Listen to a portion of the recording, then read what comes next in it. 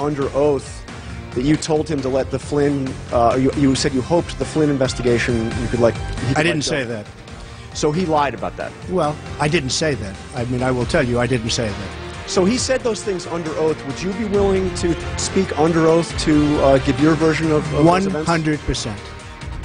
President Trump ready to go under oath in the Russia investigation. He responded to reporters' questions about his conversations with former FBI Director James Comey, who testified that the president asked him to back off the Flynn investigation. It has been a remarkable week in Washington. Here with their insights on it, former Trump campaign strategist David Urban, Democratic Congressman Luis Gutierrez, former Republican House Intelligence Committee Chairman Mike Rogers, and Neera Tanden. She is the president and CEO of the Center for American Progress. David, to you.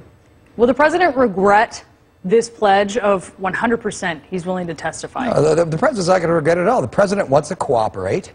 The president will cooperate, has been cooperating, and will continue to do so. Listen, Director Mueller has an investigation ongoing and will be ongoing for quite some time. The president will have a great big, has a legal team, has a lawyer in place, and will listen to his lawyer. But the president will cooperate. I don't suspect that he will, not for 1 second. And so what he said, he will follow through on. We asked the question over and over.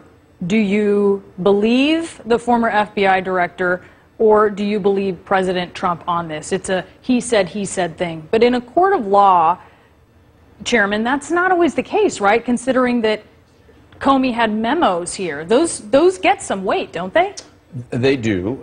The one problem here, I think, on both sides of this, well, first of all, that we're talking about this at all. When the Russian influence in the investigation hardly came up in those, influence in the election, excuse me, hardly even came up in those things. And with all the world problems, we are very narrowly focused. And what I saw in that hearing was really I think confirming my mother's old adage that if you're going to practice the lesson of meanness, be careful, it might just take. And what you saw there was two personal individuals, both pretty angry about what was going on, play out in the court of public opinion. Bad day for the president in the court of public opinion. What I saw there did not rise to the legal status of obstruction of justice. You're shaking your head, Neera. I mean, what happened here is the FBI director took contemporaneous notes, so it does add to the legal weight of what happened. And we must have watched different hearings because it seemed to me I saw the merits, but it doesn't matter what I think. It matters what a court of law and what the special prosecutor thinks. And I think after what the president said on Friday, I hope he will obviously cooperate with the special prosecutor.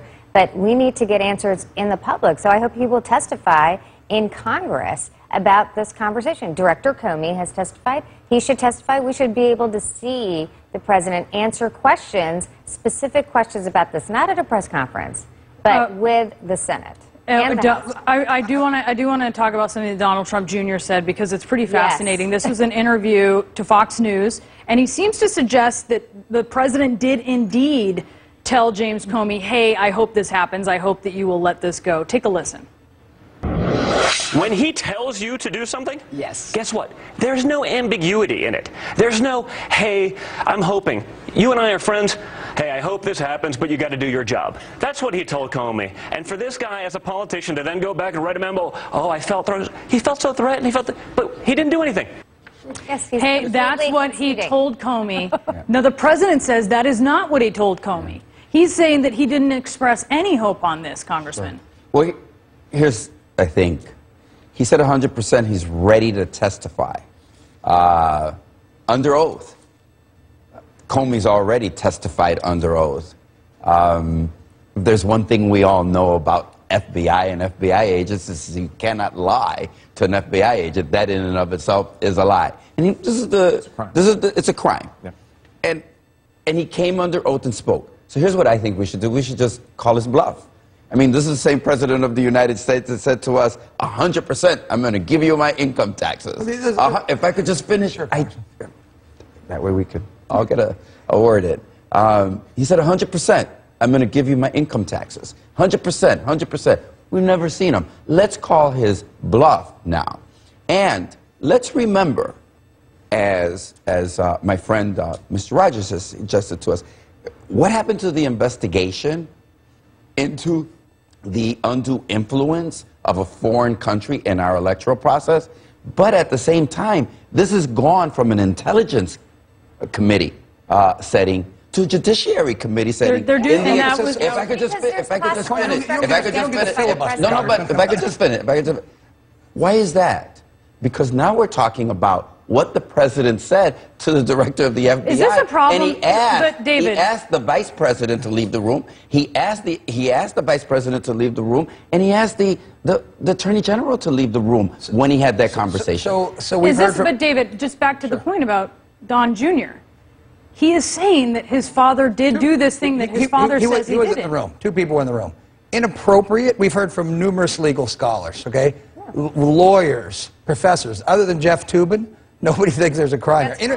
No, inappropriate. It's my turn. It's my turn. My turn, Nira. Sorry. We're taking turns. It's my turn. But there are inappropriate. I mean, David, inappropriate. No, Brianna, David. can I finish? But David, if you say something that is factual, I am saying there something are factual. people who say this is a problem. Inappropriate doesn't rise to the level of specific corrupt intent. Okay, that's what you need to prove. But it could, and that's what some legal experts are saying. Many legal experts are saying exactly what you're saying is wrong. Tell me who they are, Nir. By that testimony alone, Laffer blog, there are 5. The Washington Post, there's 5 legal scholars. Based on what you heard there yesterday. Yes, based on what they heard on Friday, because the president tucking people out of the room. If what the FBI director said is true, the language I hope has been.